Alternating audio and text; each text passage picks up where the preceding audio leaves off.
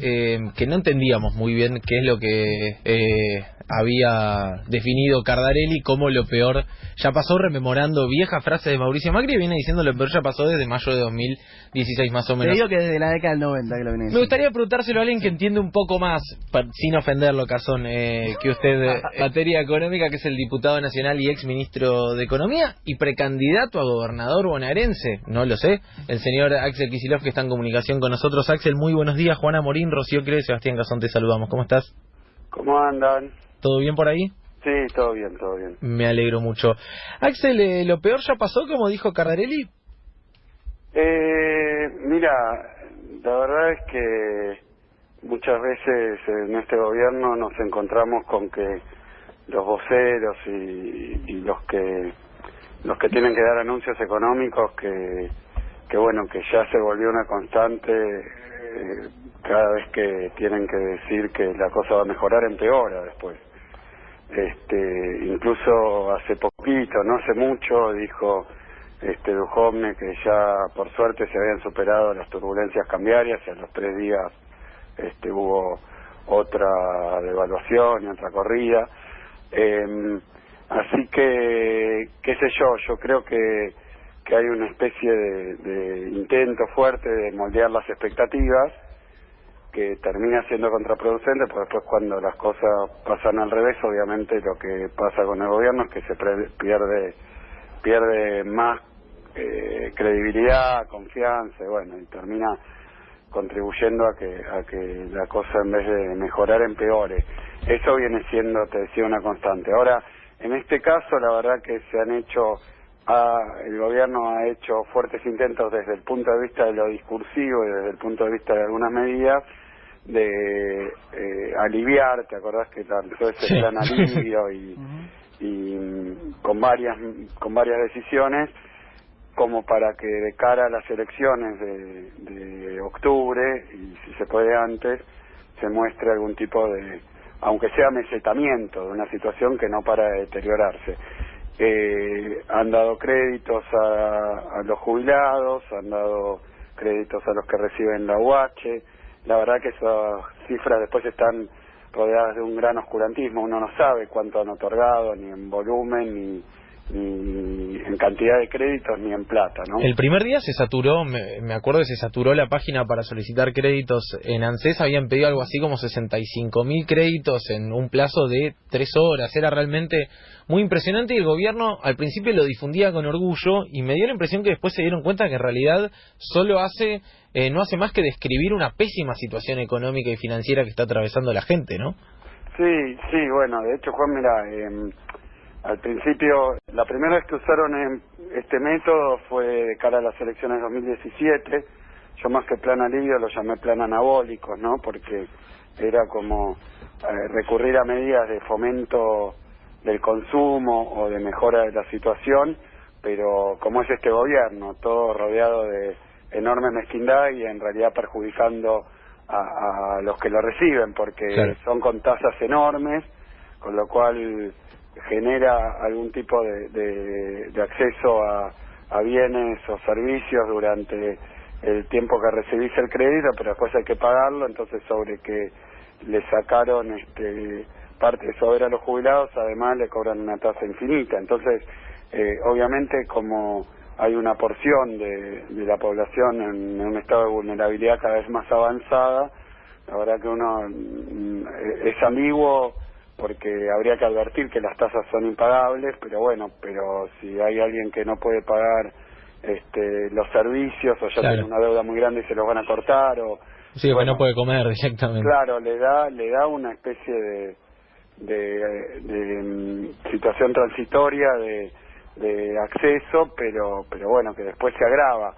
Yo creo que el gobierno está recurriendo a esta misma medida cuando hay todavía algunos jubilados que están pagando el crédito anterior y se lo descuentan de la jubilación, con lo cual también me enteré de varios casos donde solicitaban un monto y no podían porque tenían tomado todavía el crédito anterior. La verdad es que es muy perverso, pero se esperaba que tampoco la cifra quedó clara de cuánto le iban a dar, pero en algún momento se hablaban de 60.000 personas por jubilado. Lo que sí te quiero decir es que en 2017 otorgaron 5 millones de créditos, lo cual la verdad es que es un volumen considerable.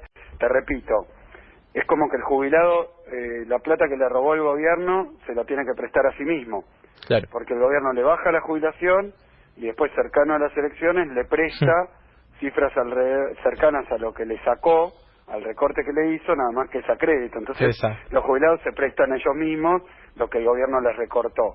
Más perverso no puede ser. De todas maneras es cierto que si dan un volumen más o menos suficiente, ¿cuál es el problema? Han subido tanto los servicios, los alimentos básicos, que eso no produce un impulso a la actividad económica, en términos de que no es que los negocios, la empresa nacional, lo textil sienten la reactivación, sino que simplemente el crédito se usa para pagar servicios y para el changuito del supermercado. A veces también a eso se agrega para el alquiler, o sea, consumos básicos esenciales en situaciones ya muy graves. Estaban apostando a que entre eso, alguna desaceleración de la inflación, alguna estabilidad del dólar, las cláusulas gatillo, salieron varias tapas de diario diciendo el gobierno este año no quiere que los salarios pierdan con la inflación. Bueno, ese combo de medidas, más algo de obra superficial y de maquillaje, en 2017 dio un efecto. Ahora yo creo que hay dos elementos, uno llamémoslo objetivo y otro subjetivo, que hace pensar que no va a tener el mismo impacto. El objetivo es que hoy porciones cada vez más grandes de la clase media incluso, pero obviamente los sectores populares están muy mal, están muy deteriorados su poder de compra, está muy complicado llegar a fin de mes, con lo cual estos pequeños ayuditas o empujoncitos del gobierno, que por otro lado, cuando se llamó plan alivio, yo decía, son medidas que Macri hace para que tengas un alivio de las medidas que toma Macri.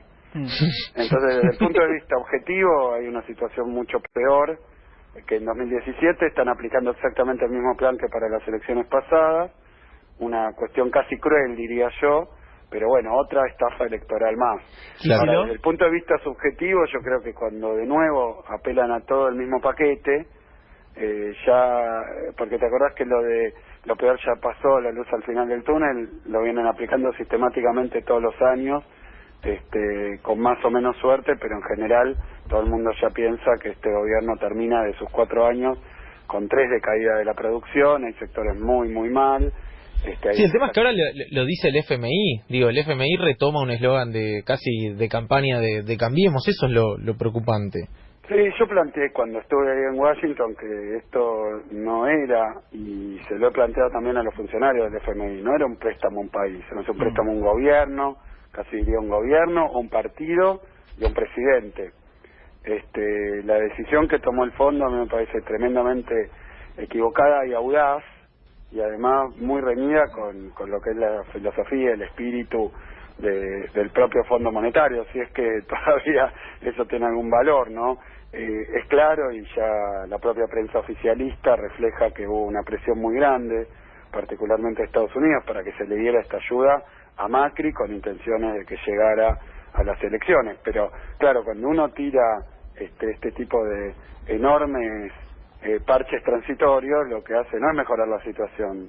Tal vez temporariamente puede haber un parate en la caída, pero bueno, el deterioro es mayor, y creo que eso se nota también a nivel fragilidad financiera, ¿no? Que es lo que está generando tanta turbulencia en el plano del dólar, en una situación internacional que también es mala y compleja, pero eso no disculpa al gobierno de lo que le pasa, porque viendo los problemas de la guerra comercial, esto los conocemos de 2014, claro. El gobierno que nota toma, bueno, veamos la economía, la regulemos todo, dejemos, digamos, el barco sin velas, sin remos, sin nada, y bueno, que pase lo que pase, y después nos quejamos de la situación externa.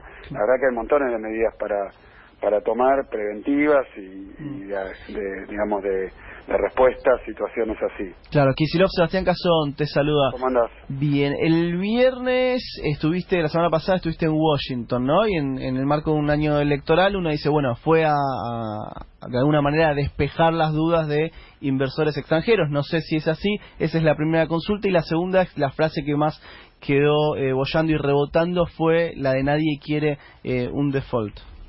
Mira, no fue del todo así. La verdad que era una invitación de febrero del Wilson Center, que es un centro de estudios estatal de Estados Unidos, no una ONG, sino estatal, que tiene programas de estudio de América Latina. Digamos, uno tiene que tomar la historia del Wilson Center. La verdad que suele invitar, o sea, fue una invitación que yo agradecí, porque la verdad que pocas veces le habían dado ese lugar a alguien de nuestra fuerza política, a pesar de ser la principal oposición, a pesar de así que me pareció una muestra tal vez tardía, pero de pluralismo, ¿no?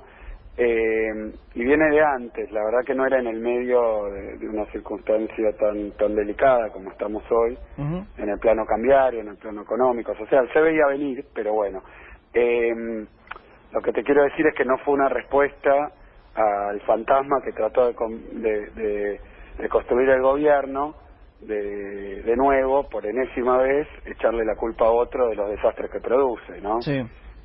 Porque cuando fue la última corrida, y van no sé cuántas, pero la última corrida, mal manejada, comunicacionalmente, primero intentaron taparla, después, pero siempre echarle la culpa a otro, y en este caso, como muchas veces, a su oposición. Es el primer gobierno que, viste, muchos gobiernos le echaron la culpa al gobierno anterior durante los primeros meses, por lo menos, pero este es el primero que lo hace durante casi todo el mandato, y cuando ya es ridículo empiezan a echarle la culpa al gobierno que viene.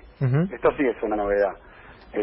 Y bueno, un poco mi punto ahí en Estados Unidos fue marcar que a este gobierno le quedan 7 meses, y que a mí me parecía no solo injusto, sino totalmente desacertado, y además era lo que buscaba el gobierno, que en lugar de poner el eje, el foco y las preguntas y las dudas sobre qué va a hacer Macri en los próximos 7 meses, con la situación de la economía argentina, con el tremendo deterioro que hay, si va a reaccionar, si va a tomar alguna medida favorable, o si por el contrario va a seguir profundizando la situación, porque si no la pregunta a una fuerza política que sí se va a presentar a elecciones, pero que todavía no tenemos definida el esquema, la candidatura, y menos todavía ganó, me parece que es una complicidad demasiado grande al aparato comunicacional del gobierno, preguntarle a los que vienen dentro de 7 meses,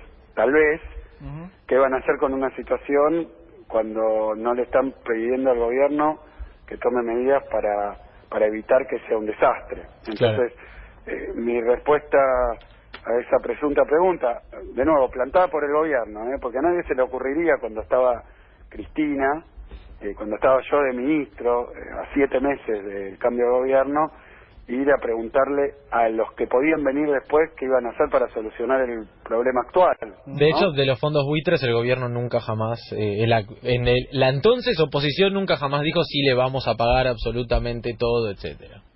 Claro, yo lo que planteaba entonces es que en estos 7 meses son meses muy importantes en el marco de un cuadro tan grave como el que produjo el gobierno.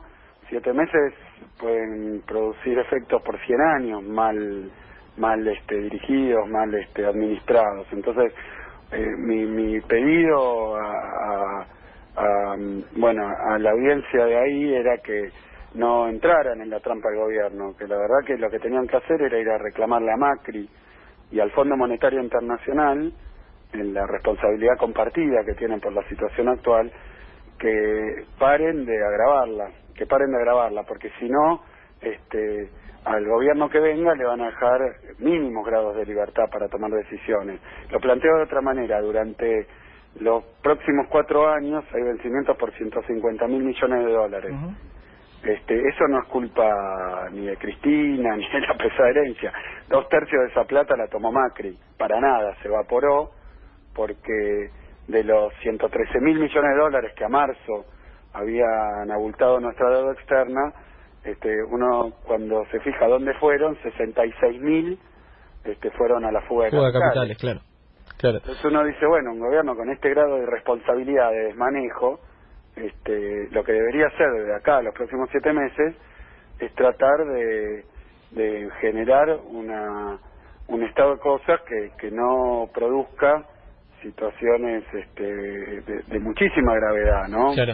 Entonces, yo creo, sinceramente, no es que esté pecando de optimista, pero me parece que si hay esta indulgencia y esta impunidad de que el gobierno hace cualquier cosa, y para colmo, todo el mundo está mirando qué va a hacer el gobierno que viene, ese disparate, la verdad que la prensa oficialista repite como eco de las intenciones del gobierno en su comunicación, la verdad es que cuando uno mira la prensa internacional, encuentra que nadie cae en esa trampa, porque es una chiquilinada. Claro. Es una chiquilinada, la verdad. Ahora, que la prensa internacional queda muy claro que los problemas que hay en la Argentina los produjo Macri, que el que puede, o sea, por más que uno diga, che, todo lo que están haciendo está mal, los que hoy tienen el timón son el FMI principalmente, que maneja el tipo de cambio, la tasa de interés, el gasto público, maneja el uso de reservas.